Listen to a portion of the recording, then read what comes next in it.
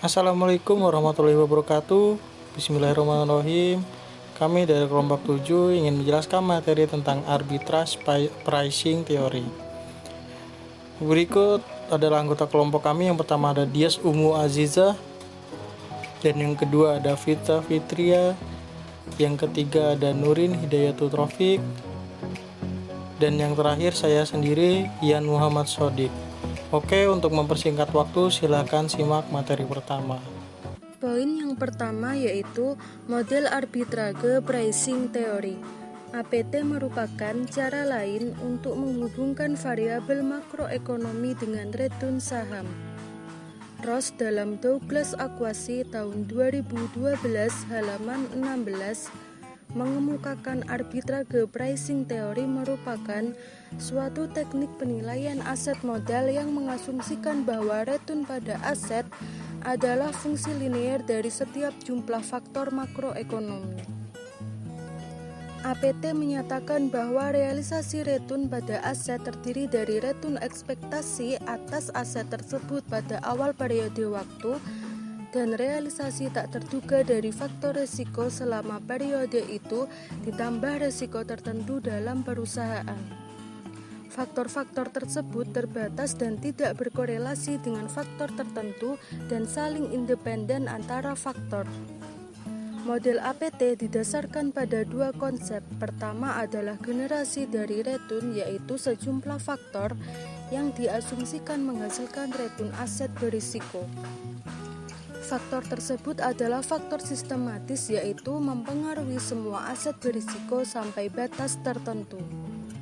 Konsep lainnya dari model APT adalah prinsip arbitrase.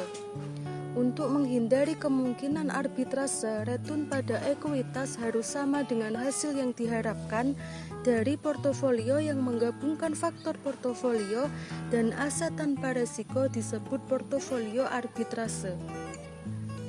Portofolio arbitrase adalah setiap portofolio yang dibangun tanpa modal dan diinvestasikan tidak memiliki risiko dan dapat menghasilkan return rata-rata 0. Poin yang B, asumsi dasar pricing theory. Stephen Ross, Zubir, 2013-226 merumuskan suatu teori yang dinamakan sebagai arbitrage pricing theory (APT) yang merupakan alternatif bagi model CAPM. Model APT ini didasarkan pada hukum satu harga atau law of one price, di mana aset yang sama tidak bisa dijual dengan harga yang berbeda untuk mendapatkan keuntungan arbitrase, atau membeli aset berharga murah pada saat yang sama menjual dengan harga yang lebih tinggi sehingga memperoleh laba tanpa risiko. Oleh karena itu, apabila terjadi perbedaan harga beli aset dan harga jual aset, maka pasar akan segera mengembalikan harga aset tersebut ke titik keseimbangannya.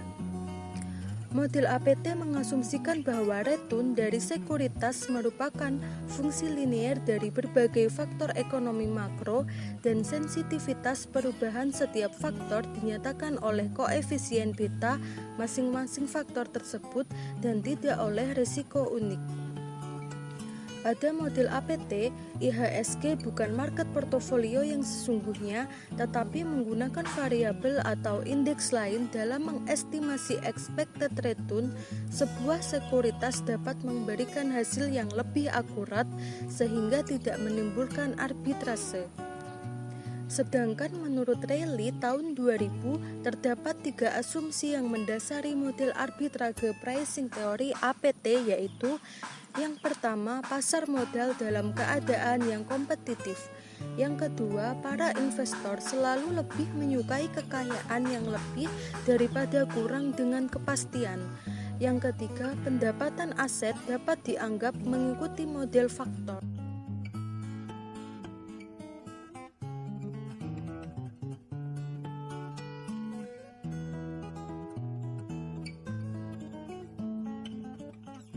Struktur model arbitrage pricing theory dengan memilih portofolio arbitrage dengan beta 0 di setiap faktornya. berakibat laba pada portofolio arbitrage menjadi pilihan yang konstan, dan proporsi menghilangkan semua unsur ketidakpastian, sehingga RP sama dengan sigma I XI dikali E dikali RI. Model portofolio dibentuk dengan menggabungkan saham dengan proporsi investasi XI, sehingga yang pertama, portofolio memiliki harga nol. Dengan kata lain, investor tidak memerlukan investasi, sehingga portofolio sepenuhnya dijelaskan oleh vektor X pangkat T. Hal ini mempunyai arti bahwa vektor dari proporsi saham ortogonal dengan vektor dari 1. Yang kedua, jika memiliki rata-rata tertimbang dari komponen risiko sistematis untuk setiap faktor agar menjadi sama dengan 0 ditulis sebagai sigma I XI beta K sama dengan 0, maka portofolio menjadi tidak berisiko.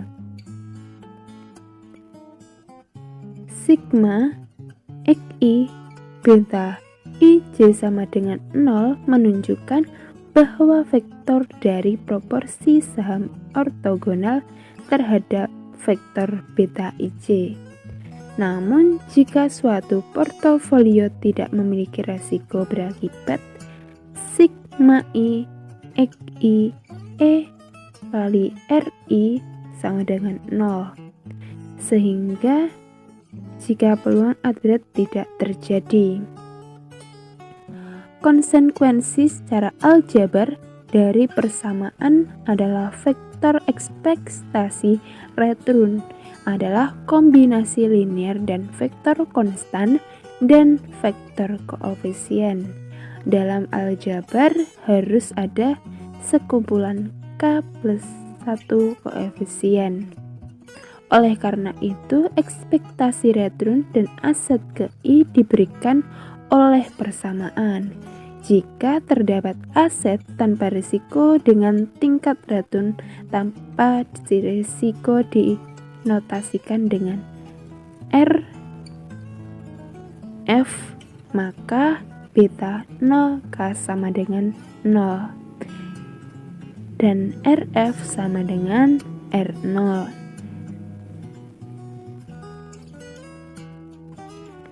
Persamaan di atas menunjukkan bentuk umum dari model APT. Dalam keseimbangan versi APT terdapat hubungan harga linear yang tepat pada sektor faktor beta aset. Jika semua portofolio nilai beta sama dengan 0, maka hasil return akan kurang dari return tanpa risiko, sehingga investor akan membeli saham tanpa risiko.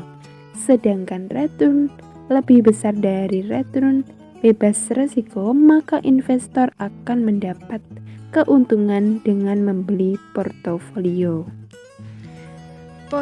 Poin selanjutnya yaitu faktor variabel makroekonomi dalam model APT.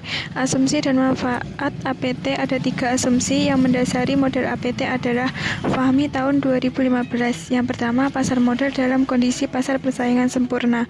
Yang kedua, pasar investor selalu lebih menyukai kebanyakan yang lebih daripada kurang dengan kepastian. Yang ketiga, hasil dari proses stochastik, artinya bahwa pendapatan aset dapat dianggap sebagai K model faktor. Menurut Husnan tahun 2005, APT akan sangat bermanfaat kalau kita bisa.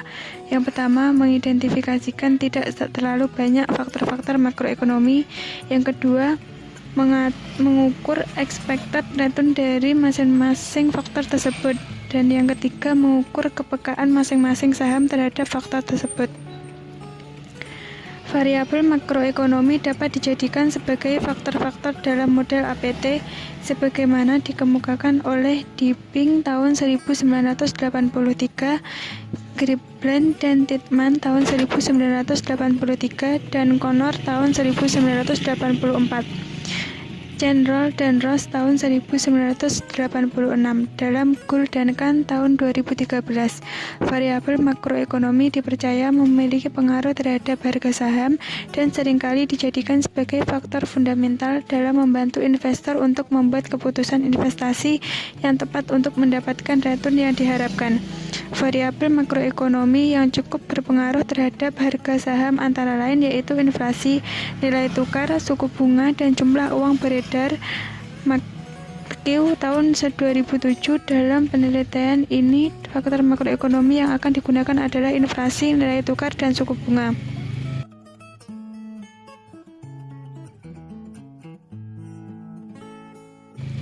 Poin selanjutnya yaitu prosedur penentuan model APT.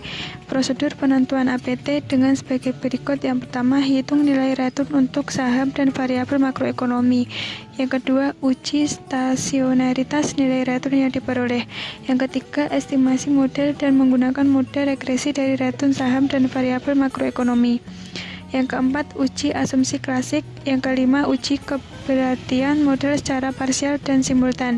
Yang keenam, bentuk kembali model regresi. Yang ketujuh, return saham dengan variabel yang berpengaruh secara signifikan. Yang kedelapan, setelah diperoleh dari return beda pada nomor 6, dihitung nilai ekspektasi return saham dengan model APT menggunakan persamaan. Yang terakhir, nomor 8, hitung nilai resiko dengan menggunakan model APT. Oke, poin yang terakhir adalah perhitungan risiko. Perhitungan risiko. Dalam konteks manajemen investasi, risiko merupakan besarnya penyimpangan antara return yang diharapkan dengan return yang dicapai secara nyata. Semakin besar penyimpangannya, berarti semakin besar pula tingkat risikonya. Risiko sering diasosiasikan dengan variabilitas atau dispersi. Jika return suatu aset tidak mempunyai variabilitas, maka aset tersebut dikatakan tidak memiliki risiko. Pengukuran variabilitas return yang paling umum digunakan adalah varians dan deviasi standar. Keduanya mengukur seberapa jauh return aktual berbeda dengan rata-rata return. Varians mengukur rata-rata selisih kuadrat antara return aktual dan rata-rata return. Semakin besar nilai varians, semakin jauh return aktual dan rata-rata returnnya.